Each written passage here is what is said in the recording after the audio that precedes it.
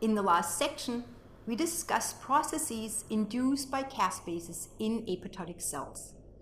And one of these processes is the externalization of PS, which signals to phagocytes that the cell should be eaten. The engulfment and clearance of apoptotic cells is the last step in the apoptotic process, and it is a very important step as well.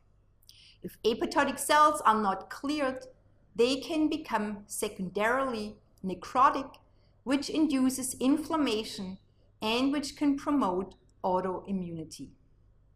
Like the central apoptosis pathway, which we mainly focused on during the last 5 weeks, the engulfment and clearance of apoptotic cells is also a process that is evolutionarily conserved. The engulfment and clearance of apoptotic cells is a large area of research, and I will only give you a brief overview of the cellular and molecular mechanisms that are engaged during the process. I will focus again on C. elegans because genetic studies in C. elegans have tremendously contributed to our understanding of this process as well. For those of you who would like to know more, I recommend 2 recent reviews, one by Kodi Ravichandran and one by Zheng Zhu. Both are leaders in the field, with Ravichandran focusing on studies in mammals and Zhu on studies in C. elegans. How is engulfment initiated and how does it proceed? At least in mammals, the first step is that the apoptotic cell sends out find me signals. These signals are necessary to attract phagocytes from within the tissue. In C. elegans, such find me signals may not be necessary, since most of the times it is the neighboring cells that engulf apoptotic cells. Once phagocytes have been attracted, the second step is that the apoptotic cell exhibits eat me signals on its cell surface to tell the phagocyte that it is this cell that has to be cleared. At least in mammals, apart from PS, a number of other molecules have been proposed to function as eat me signals. However, they have not yet been characterized very well. These eat me signals on the apoptotic cells are then recognized by specific receptors on the plasma membrane of the phagocyte. The binding to their specific eat me signal activates these receptors, and their activation induces 2 processes. First, they induce cytoskeletal rearrangements within the phagocyte, basically shape changes. These shape changes allow the complete engulfment of the apoptotic cell. And second, once the apoptotic cell has been engulfed, they induce the fusion of the phagosome with the lysosomal system, which eventually leads to the degradation of the entire apoptotic cell. An eat me signal receptor or phagocytic receptor, very well characterized, is mammalian LRP1 and its C. elegans homologue, SED1. Remember SED1?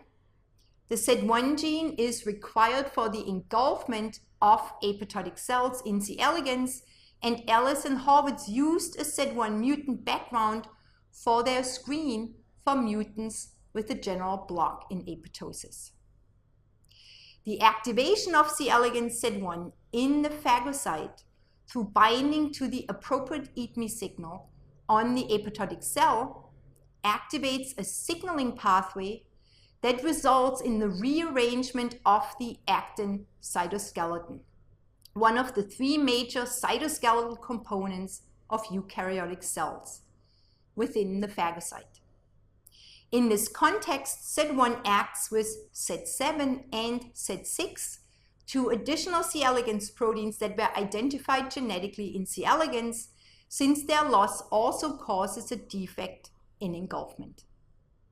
Furthermore, a recent publication by Zheng Zhu and co-workers indicates that in order to cause the actin cytoskeleton to rearrange, SED1 also engages factors that normally function in receptor-mediated endocytosis, such as the membrane coat protein clathrin and its adapter epsin.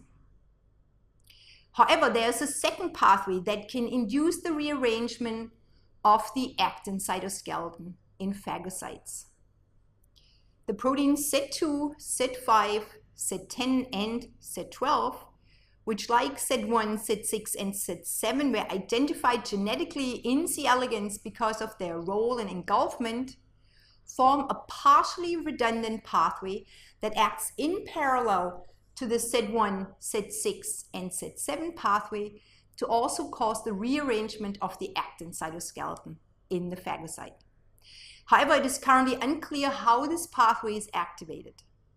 Furthermore, the Z2, Z5, Z10, and Z12 pathway induces actin rearrangement through the activation of small GTPases, such as RAC, which are known for their roles in actin dynamics. The rearrangement of actin filaments, also referred to as microfilaments, allows the phagocyte to form plasma membrane extensions called pseudopods that eventually wrap around the entire apoptotic cell.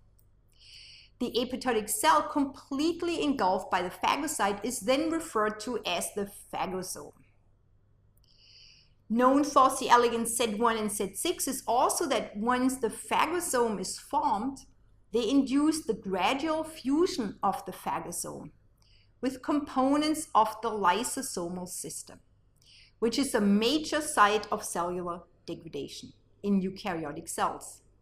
The lysosome is a cellular organelle that is sometimes referred to as the stomach of the cell because it contains many digestive enzymes that can break down various macromolecules, large molecules such as proteins, for example. To achieve a fusion of the phagosome with the lysosomal system, the phagocyte takes advantage of many of the factors that are involved in lysosomal biogenesis, which is the formation of lysosomes. Once the phagosome has been fused with the lysosomal system, then it's referred to as the phagolysosome. Within this phagolysosome, the apoptotic cell is eventually completely degraded and recycled. And this is achieved mainly through the action of the digestive enzymes of the lysosome.